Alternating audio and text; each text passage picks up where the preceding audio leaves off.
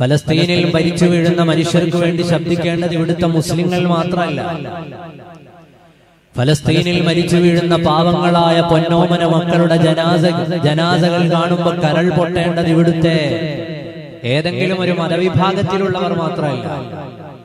കുഞ്ഞുങ്ങളുള്ള എല്ലാവരുടെയും ഹൃദയത്തിലേക്ക് ആ വേദനകൾ വരണം, എല്ലാവരുടെയും ഉള്ളിലേക്ക് ആ പ്രയാസങ്ങൾ വരണം. അവർക്ക് വേണ്ടി പ്രാർത്ഥിക്കുകയും വേദനകളിൽ അവരോടൊപ്പം ഐക്യദാർഢ്യപ്പെടുകയും അവർക്ക് അനുഗ്രഹങ്ങൾ ഉണ്ടാകാൻ, ലോകത്ത് സമാധാനമുണ്ടാകാൻ വേണ്ടി പ്രാർത്ഥിക്കുകയും ചെയ്യേണ്ടവരാണ് നമ്മൾ. നമ്മുടെ പ്രാർത്ഥനകളൊക്കെയും അങ്ങനെയാണ്. AD 638 ഇസ്രായേൽ എന്ന് പറഞ്ഞാൽ സയ്യിദുനാ യാക്കൂബ് അലൈഹിസ്സലാമിന്റെ പേരാണ് ഇസ്രായേൽ. ഇന്നത്തെ രാജ്യമായ ഇസ്രായേൽ അല്ലേ? ഇസ്രായേൽ എന്ന പേര് യാക്കൂബ് നബിയുടെ പേരാണ്. ഇസ്ര എന്ന് പറഞ്ഞാൽ അടിമ എന്നാണ് അർത്ഥം. അബ്ദ്, ബൈബിളിലൊക്കെ കാണാം ഏലിയ എന്ന് പറഞ്ഞാൽ ദൈവമേ എന്നാണ്. ദൈവത്തിന്റെ അടിമ. അബ്ദുള്ള എന്ന ഓമന പേരുണ്ടായിരുന്നു സിറുൽ അംബിയ സയ്യിദുനാ യാക്കൂബ് അലൈഹിസ്സലാമിന്. യാക്കൂബ് നബിയുടെ പേരാണ് ഇസ്രായേൽ. യാക്കൂബ് നബിയുടെ സന്താന പരമ്പര 12 വലിയ കുടുംബങ്ങളാണ്. ആ സന്താന പരമ്പരയുടെ ചരിത്രത്തെ ഖുർആൻ അടയാളപ്പെടുത്തി. യാ ബനീ ഇസ്രായീൽ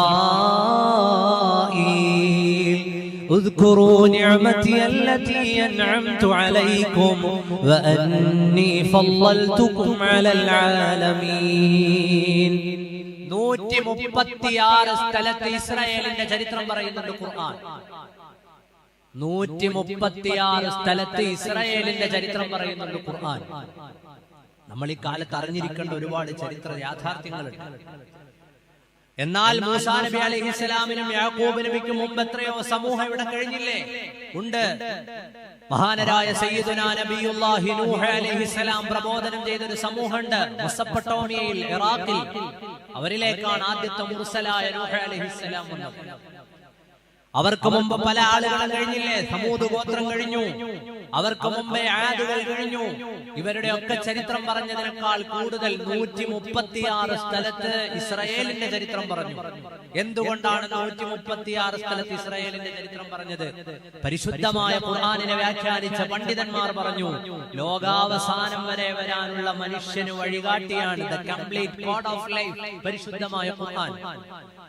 ലോകാവസാനം വരെ വരാനുള്ള മനുഷ്യരാശിയെ തൊടുന്ന പ്രശ്നങ്ങളൊക്കെയും ഇതുമായി ബന്ധപ്പെട്ട് കിടക്കും. അതുകൊണ്ടാണ് ആയാതു ഹഖ്ഖിൻ മിനർ റഹ്മാനി മുഹ്ദസതുൻ ഖദീമതുൻ സിഫതുൽ മൗസൂഫി ബിൽ ഖിദമി മൗലായ സ്വല്ലി വസല്ലിം ദായിമൻ അബദാ അലാ ഹബീബിക ഖൈറിൽ ഖൽഖി കുല്ലിഹിം. 136 എന്തുകൊണ്ട് പറഞ്ഞു? ഖുർആൻ വളരെ ചുരുക്കി പറയുന്ന വേദമാണ്. 1,24,000 നബിമാരുടെ പേര് ഖുർആനിലില്ലല്ലോ. 25 ആളുകളെയാണ് ഖുർആൻ മെൻഷൻ ചെയ്തത്. അങ്ങനെ എത്രയോ സംഭവങ്ങളെ ചുരുക്കി ചുരുക്കി ചുരുക്കി പറയുന്ന ഒരു വേദം 136 തവണ ഇവരുടെ ചരിത്രം പറയാണ്. അതിന്റെ ഉത്തരമാണ് ഞാൻ പറഞ്ഞത്. ലോകാവസാനം വരെ വരാനുള്ള പ്രശ്നങ്ങൾ ഇതുമായി ബന്ധപ്പെട്ട് കിടക്കും. സൂറത്തുൽ ബഖറ ബനൂ ഇസ്രായേലിന്റെ ചരിത്രം പറയുന്നു. ഇസ്രായേലിൽ നടന്ന ചരിത്രങ്ങളെ, ചരിത്ര സംഭവങ്ങളെ കുറിച്ച് പറയുന്നുണ്ട്. ആ ഒരു താവഴി മഹാനരായ യാക്കൂബ് നബി അലൈഹിസ്സലാമിന്റെ ജനത, യൂസുഫ് അലൈഹിസ്സലാമിന്റെ ജനത, മൂസ അലൈഹിസ്സലാമിന്റെ ജനത, ഹാറൂൻ നബിയുടെ ജനത, ദാവൂദ് നബിയുടെ ജനത, സുലൈമാൻ അലൈഹിസ്സലാമിന്റെ ജനത, ശംവീൽ നബിയുടെ ജനത, ശംഊൻ നബിയുടെ ജനത, സയ്യിദുനാ നബിയുല്ലാഹി ഈസ അലൈഹിസ്സലാം വരെയുള്ള 3 വേദങ്ങളും അവതരിച്ച ജനതയാണ് ഇസ്രായേലികൾ. ഇസ്രായേലിയരെ കേൾക്കുക എന്ന് ബൈബിളിൽ. മഹാനരായ മൂസ അലൈഹിസ്സലാം അവരെയും കൊണ്ട് നടത്തിയ ഫറോവയിൽ നിന്ന് അവരെയും പിടിച്ചുകൊണ്ട് നടത്തിയ യാത്രയാണ്. നാം എപ്പോഴും മുഹറം 10 അനുസ്മരിക്കാറുണ്ട്. ഫറോവയിൽ നിന്ന് അവരെ രക്ഷപ്പെടുത്തിക്കൊണ്ടുവന്നു സയ്യിദുനാ കലീമുല്ലാഹി മൂസ അലൈഹിസ്സലാം. അതിനെയാണ് ബൈബിൾ പുറപ്പാട് എന്ന് പറയുന്നത്. അപ്പൊ ചരിത്രം ഇങ്ങനെ പിണഞ്ഞു കിടക്കാൻ. അങ്ങനെ തുടങ്ങിയിട്ട് അവസാനം അവരുടെ പ്രശ്നം എന്തായിരുന്നു? പരിശുദ്ധമായ ഖുർആൻ പറയുന്നുണ്ട്, അവരിലേക്ക് വന്ന അമ്പിയാക്കളെ അവർ വേണ്ട രീതിയിൽ പരിഗണിച്ചിട്ടില്ല. അവരിലേക്ക് വന്ന നബിമാരെ അവർ കൊന്നുകളഞ്ഞു. അവരോ വകാനൂ യഖ്തുലൂനൽ അംബിയാ ബിഗൈറിൽ ഹഖ്, മഹാന്മാരായ അംബിയാക്കന്മാരെ അവർ കൊന്നുകളഞ്ഞു. മഹാനരായ നബിയുല്ലാഹി യഹ്യ അലൈഹിസ്സലാമിനെ അവർ കൊന്നുകളഞ്ഞു. സക്കരിയ നബി അലൈഹിസ്സലാമിനെ കൊന്നുകളഞ്ഞു. ഈസാ അലൈഹിസ്സലാം മഹാനവറുകളെ കൊല്ലാൻ അവർ വട്ടമൊരുക്കി കാത്തിരുന്നു. അങ്ങനെ ഒരു ജനതയുണ്ടായിരുന്നു. ആ ജനതയോ അല്ലാഹുവിന്റെ ദൃഷ്ടാന്തങ്ങളെ മുഴുവനും തള്ളിക്കളയുന്ന ജനതയാണ്. അവരാണ് മഹാരഥന്മാരായ അമ്പിയാക്കളെ വധിച്ചു കളഞ്ഞത്. ആ ജനതയുടെ ചരിത്രം വളരെ സ്പഷ്ടമായി ഖുർആൻ പറയുകയാണ്. നമ്മുടെ കൺമുന്നിൽ അത്യാധുനിക ലോകത്തിന്റെ സംഭവ വികാസങ്ങൾ വരുമ്പോ അവരാരായിരുന്നു എന്ന് വരച്ചിടുകയാണ് ഖുർആൻ. ഈസാ അലൈഹിസ്സലാമിനെ കുരിശിലേറ്റിയത് ജൂതന്മാരാണ് എന്നാണ് ക്രൈസ്തവ വിശ്വാസികൾ വിശ്വസിക്കുന്നത്. നമ്മൾ വിശ്വസിക്കുന്നത് വമാ ഖതലൂഹു വമാ സലബൂഹു വലാകിൻ ശുബ്ബിഹ ലഹു. ഈസാ നബി അലൈഹിസ്സലാമിനെ ഒരാളും ക്രൂശിച്ചിട്ടില്ല എന്നാണ് നമ്മൾ വിശ്വസിക്കുന്നത്. എന്നാൽ തങ്ങളുടെ ദൈവമായ യേശുക്രിസ്തുവിനെ കുരിശിലേറ്റിയ ക്രൂശിച്ച മനുഷ്യർ, അവർക്കെതിരെ യൂറോപ്പിൽ എത്രയോ വലിയ അക്രമങ്ങൾ നടന്നിട്ടുണ്ട്. അവിടെയൊന്നും മുസ്ലിങ്ങൾ പ്രതികളല്ല. AD 70 യേശുക്രിസ്തുവിന് ശേഷം 70 കൊല്ലം കഴിഞ്ഞു. ജൂതന്മാർ ഫലസ്തീനിൽ ആരാധിക്കുന്ന സോളമൻ ടെമ്പിൾ തകർത്തു കളഞ്ഞു. ടൈറ്റസ് റോമക്കാരനായിരുന്നു. റോമക്കാരനായ ടൈറ്റസ് ആണ് ഏറ്റവും വിലപിടിപ്പുള്ള സമ്പാദ്യങ്ങളിൽ ഒന്നാണ് എന്നവർ വിശ്വസിക്കുന്ന ആരാധനകളുടെ കേന്ദ്രമായ സോളമൻ ടെമ്പിൾ തകർത്തു കളഞ്ഞത്. AD 138 ഹഡ്രിയാൻ എന്ന രാജാവ് കൊന്നുതള്ളിയത് 4 ലക്ഷം ജൂതന്മാരെയാണ്. പിന്നീട് ഇങ്ങോട്ട് നമുക്കെല്ലാവർക്കും അറിയുന്നത് പോലെ ഹിറ്റ്ലർ വരെയുള്ള ആളുകൾ ജൂതന്മാരെ കൊന്നുതള്ളി. കാരണം ആദർശപരമായി, ആശയപരമായി, വിശ്വാസപരമായി അവർ തമ്മിലായിരുന്നു പ്രശ്നം ഉണ്ടായത്. അവിടെയൊന്നും ഇസ്ലാം ഉണ്ടായിരുന്നില്ല. ഇസ്ലാമിന്റെ നീതിയുടെ പാഠം അവിടെയാണ് വായിക്കേണ്ടത്. സയ്യിദുനാ ഉമർ ഇബ്നുൽ ഖത്താബ് റളിയല്ലാഹു അൻഹു ഫലസ്തീൻ പിടിച്ചെടുക്കുന്നത് 638 AD-യിലാണ്. അന്ന് മഹാനവറുകൾ നേരിട്ടാണ് ജെറൂസലമിലേക്ക് ചെന്നത്. അവരെ കാത്തിരുന്നതോ അവിടെയുള്ള എല്ലാ മതവിഭാഗങ്ങളിലും, മജൂസികളിലും, ക്രൈസ്തവരിലും, ജൂതന്മാരിലും എല്ലാം പെട്ട ആളുകൾ മഹാനവറുകളെ കാത്തിരുന്നു. ഖലീഫ, നിങ്ങളെ കാണാൻ ഞങ്ങൾ ആഗ്രഹിക്കുന്നു ഖലീഫ. ഖലീഫയായ ഉമർ ഇബ്നുൽ ഖത്താബ് തങ്ങളെ കാത്തിരുന്നത് എല്ലാ മതവിഭാഗത്തിലുമുള്ള ആളുകളാണ്. കാരണം അവർക്കറിയാം വരുന്നയാൾ ഇസ്ലാമിന്റെ നേതൃത്വമാണ്. മുസ്ലിമീങ്ങൾ ഇവിടെ വർഗീയതയുണ്ടാക്കുന്നവരല്ല, ചിത്രതയുണ്ടാക്കുന്നവരല്ല, ഡിസ്ക്രിമിനേഷൻ നടത്തുന്നവരല്ല. ഞങ്ങളെ പകുത്തുവെച്ചവര് വർത്തമാനം പറയില്ല. അതുകൊണ്ട് അവരെല്ലാവരും കാത്തിരുന്നു. ഖലീഫ, ഞങ്ങൾക്കുള്ള ആരാധനാ സ്വാതന്ത്ര്യങ്ങൾ, അവകാശങ്ങൾ നിങ്ങളോടൊന്ന് സംസാരിച്ചു തീർപ്പ് കൽപ്പിക്കാൻ ഞങ്ങൾക്ക് അവസരം നൽകണം. എല്ലാ മതവിഭാഗങ്ങളും കാത്തിരുന്നപ്പോ ജെറൂസലമിലേക്ക് വന്നു ചേർന്ന ഖലീഫയാണ് ഉമർ ഇബ്നുൽ ഖത്താബ് റളിയല്ലാഹു അൻഹു. നമുക്കങ്ങനെയാണ് ആകാൻ കഴിയുക. ഉമർ ഇബ്നുൽ ഖത്താബ് റളിയല്ലാഹു അൻഹുവിനോട് അവിടെ വെച്ചിട്ട് ഒരു കരാർ എഴുതി നഫ്രാസിസ് പാതിരി. ആ കരാർ എന്തായിരുന്നു എന്നറിയോ? നഫ്രാസിസ് പാതിരി എഴുതിയ കരാർ, ഓ ഉമറേ, എനിക്ക് നിങ്ങളോട് പറയാനുള്ളത്, ഞങ്ങളുടെ വളരെ പ്രധാനപ്പെട്ട ദേവാലയങ്ങളുള്ള ജെറുസലമിലേക്ക് ജൂതന്മാരെ പ്രവേശിപ്പിക്കാൻ പാടില്ല. അവർക്ക് ആരാധനകൾ നിർവഹിക്കാൻ അവസരം നൽകാൻ പാടില്ല. അവരെ ഇങ്ങോട്ട് നിങ്ങൾ പ്രവേശിപ്പിക്കല്ല. ആ ഒരു കരാർ ഞങ്ങൾക്ക് എഴുതി തരുമോ? നഫ്രാസിസ് പാതിരിയും ഉമർ ഇബ്നുൽ ഖത്താബ് തങ്ങളും കൂടി എഴുതിയ കരാർ ഇന്നുണ്ട് ബൈത്തുൽ മുഖദ്ദസിന്റെ ചാരത്ത് മസ്ജിദ് ഉമറിന്റെ മുന്നിൽ. ലോക ചരിത്രത്തിൽ രേഖപ്പെടുത്തപ്പെട്ട് കിടക്കുന്ന ഒരു കരാറാണത്. എന്താണ്? ബൈത്തുൽ മുഖദ്ദസിന്റെ ചാരത്താണ് ചർച്ച് ഓഫ് ഇൻഫിനിറ്റി. സയ്യിദുനാ ഈസാ അലൈഹിസ്സലാമിനെ മറിയം ബീവി റളിയല്ലാഹു അൻഹ പ്രസവിച്ച സ്ഥലം. അവിടെയാണ് ക്രൈസ്തവ ദേവാലയങ്ങളിൽ വളരെ പ്രധാനപ്പെട്ടതും പഴക്കമേറിയതുമായ പലതും ഉള്ളത്. അതിന്റെ ഒക്കെ അധികാരം മുസ്ലിങ്ങളുടെ കൈകളിലേക്ക് തരാം. ഇന്നും അവിടെ മുസ്ലിം പാറാവുകാരുണ്ട്, മുസ്ലിങ്ങളുടെ കൈകളിലേക്ക് തരാം. പക്ഷെ ഇവരെ ഇങ്ങോട്ട് പ്രവേശിപ്പിക്കാൻ പാടില്ല. സയ്യിദുനാ ഉമർ ഇബ്നുൽ ഖത്താബ് റളിയല്ലാഹു അൻഹു അവരോട് പറഞ്ഞു, പറ്റൂല. നിങ്ങൾ ഈ പറയുന്നത് പോലെ ഒരു മതവിഭാഗത്തിനെതിരെ തീരുമാനം എടുക്കാനൊന്നും എനിക്ക് പറ്റൂല. അവർക്ക് ആരാധിക്കണമെങ്കിൽ അവർക്ക് എപ്പോഴും ഫലസ്തീനിലേക്ക് വരാം, അവരെ ഞാൻ തടയൂല. പക്ഷെ അവർ വരുന്നത് കൊണ്ട് നിങ്ങളുടെ ഒരു ദേവാലയത്തിനൊന്നും പറ്റില്ല. ഖലീഫ ഉമറിന്റെ പാറാവുകാരൻ യേശു ക്രിസ്തു ജനിച്ച സ്ഥലത്തിന് കാവലുണ്ടാവും, ധൈര്യമായിട്ട് അയാൾ അവിടെ കാവലുണ്ടാവും. നിങ്ങളുടെ ഒരു ആരാധനാലയത്തിനും ഒരു കേടുണ്ടാവില്ല. ഒരാളുടെയും ആരാധനാലയത്തിനോ ആരാധനാ സ്വാതന്ത്ര്യത്തിനോ തടസ്സം ഉണ്ടാവില്ല പറയുകയായിരുന്നു സയ്യിദുനാ ഉമർ ഇബ്നുൽ ഖത്താബ് റളിയല്ലാഹു അൻഹു. ചരിത്രം നമ്മൾ നന്നായി മനസ്സിലാക്കി വെക്കണം. ഇസ്ലാമി നീതിയുടെ പാഠമാണ് ലോകത്തിന് പഠിപ്പിച്ചു കൊടുത്തത്. ഒരാളിന്റെയും ആരാധനാ സ്വാതന്ത്ര്യത്തിൽ ഞങ്ങൾ കൈകടത്തില്ല, ഒരാളിന്റെയും ആരാധനകൾക്ക് ഞങ്ങൾ വിലങ്ങുതടിയാവില്ല. നമ്മുടെ ഖലീഫമാരായ മുൻഗാമികളുടെ ജീവിതപാടാണ്. അവരല്ലേ ഏറ്റവും വലിയ ആളുകൾ, അവരല്ലേ ഏറ്റവും വലിയ ആളുകൾ. സയ്യിദുനാ ഉമർ ഇബ്നുൽ ഖത്താബ് റളിയല്ലാഹു അൻഹു കരാറിനെ നേർപ്പിച്ചെഴുതി. 458 കൊല്ലക്കാലം ജൂതന്മാരായ ആളുകൾ ജെറുസലേമിൽ സ്വൈരവിഹാരം നടത്തിയത് ആ കരാറിന്റെ ബലത്തിൽ. ആ കരാറിന്റെ ബലത്തിലാണെന്ന് ചരിത്രം പറയുകയാണ്. ഉമർ ഇബ്നുൽ ഖത്താബ് തങ്ങളുടെ കാലത്ത് മാത്രമല്ല, പിൽക്കാലത്ത് വന്ന ഒരൊറ്റ മുസ്ലിം ഭരണാധികാരിയും ആ കരാറിനെ നേർപ്പിച്ചെഴുതിയില്ല. ആ കരാർ അനുസരിച്ച് അവിടെ ജൂതന്മാര് വന്നു, ആരാധനകൾ നടത്തി, അങ്ങനെ മനോഹരമായി ജീവിച്ചു മുന്നോട്ടു പോയി. ആ കരാറിനെ പറ്റിയില്ല. പിന്നീട് ഫലസ്തീൻ മുസ്ലിങ്ങളുടെ കൈകളിൽ നിന്ന് നഷ്ടമായി. എപ്പോഴാണ് പിന്നെ പ്രശ്നം ഉണ്ടായി തുടങ്ങുന്നത്? ഫലസ്തീനിൽ പ്രശ്നം ഉണ്ടാവുന്നത് 1800കളുടെ അവസാനമാണ്.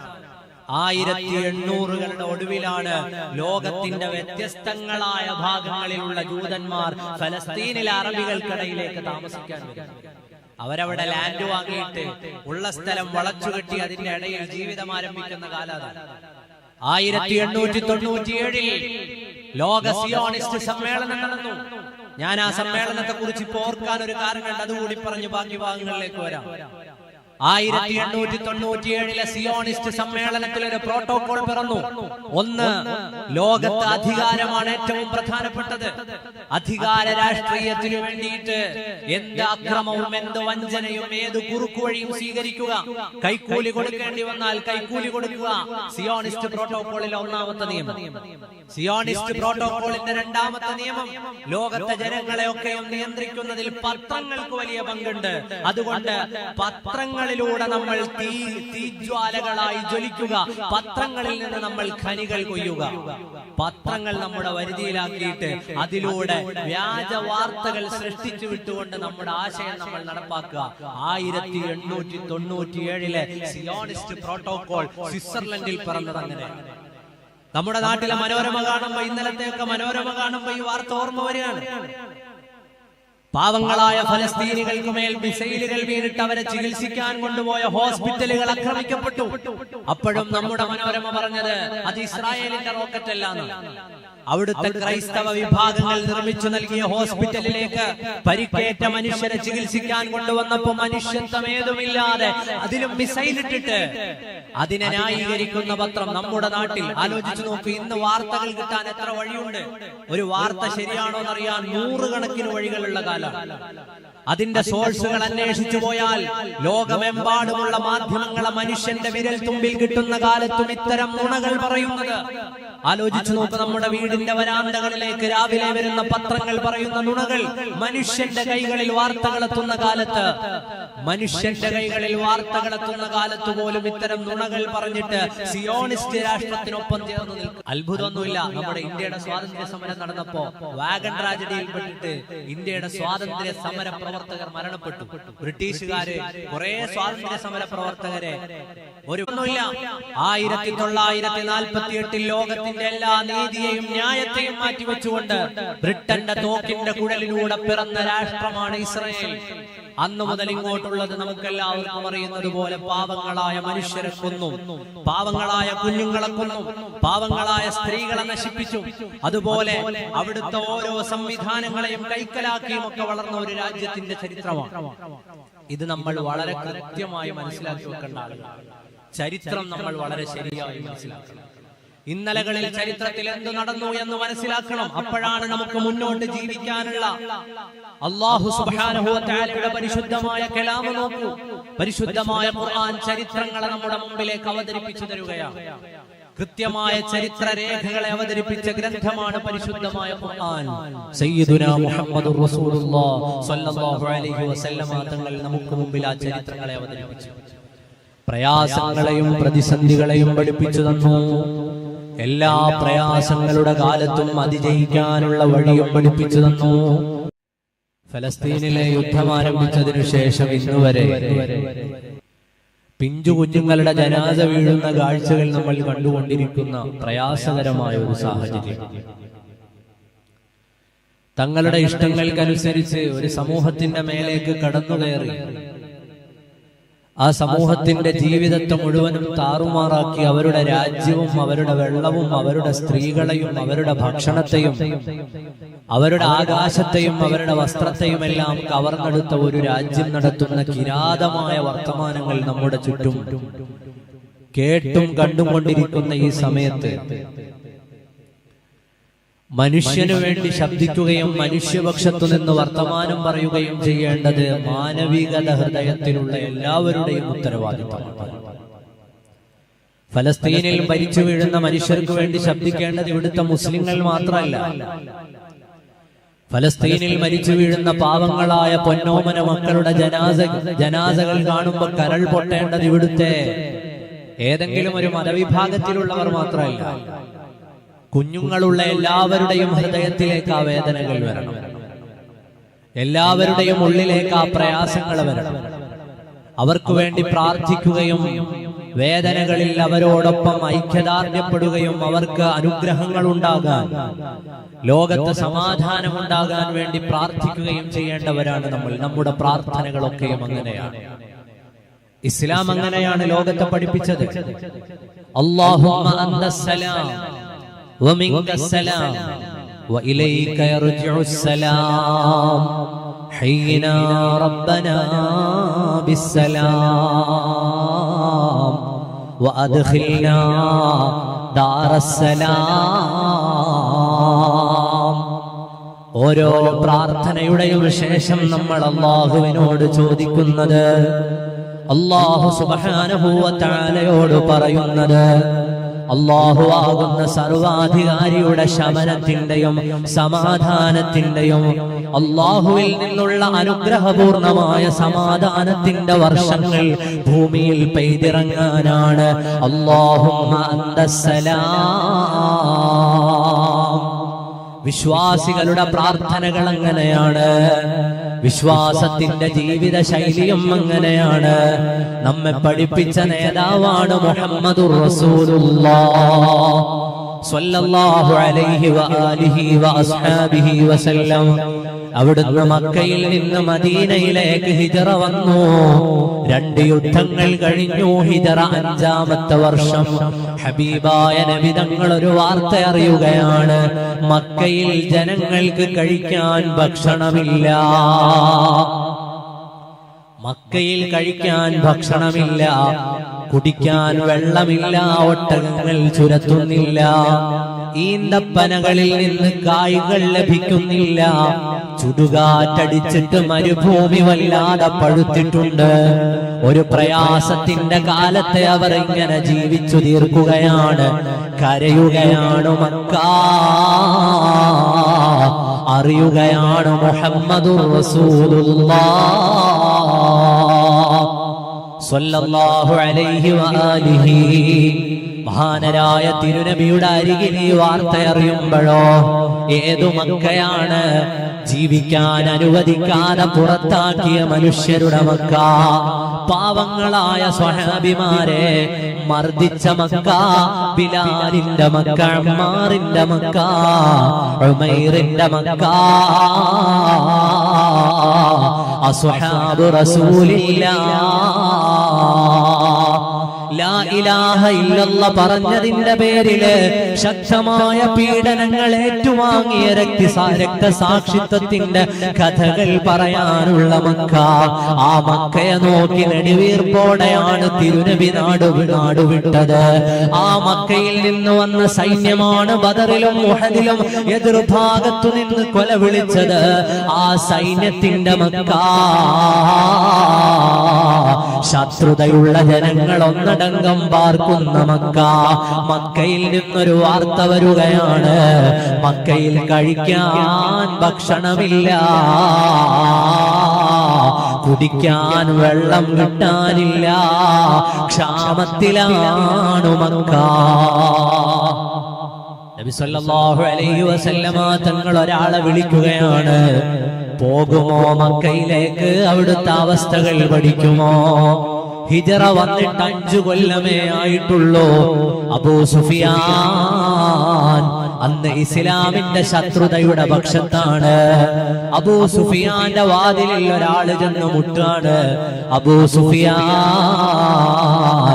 വാതില് തുറക്കുമോ? അബൂ സുഫിയാൻ ചോദിച്ചു, നിങ്ങൾ എവിടുന്ന് വരുന്ന ആളുകളാണ്?